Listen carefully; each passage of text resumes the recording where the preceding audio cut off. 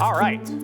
Well, we're going to talk about the big thing that happened this week, the beginning of the legislative session. That's right. Week one is in the books, and Idaho lawmakers didn't waste any time getting into some of the big topics. A school choice bill that surprised many, defining marriage and marijuana. Let's see where they really all landed for this week. We kicked off the 2025 legislative session on Monday with Governor Brad Little's State of the State. Idaho's elected leaders have promised and delivered real results.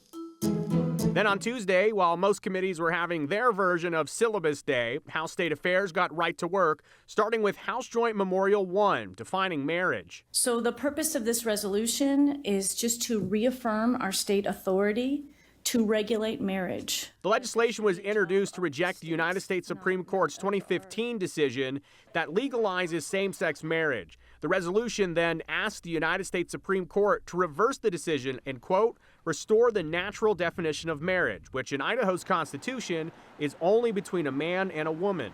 On Wednesday, the joint memorial was printed and referred back to the committee for a hearing. Shame on the Mountain West for allowing this to happen and not changing their policies. Even bigger shame, we call out the NCAA. Next on House State Affairs calendar, more legislation reeling in LGBTQ plus rights. House Resolution 2 commends the Boise State women's volleyball team for forfeiting their matches against San Jose State University this year because they supposedly had a transgender athlete on the team. On Wednesday, the bill was printed, sent back to committee, where it had a hearing just yesterday and passed back to the House. The House read it for the second time today, and it's now filed for a third and final reading.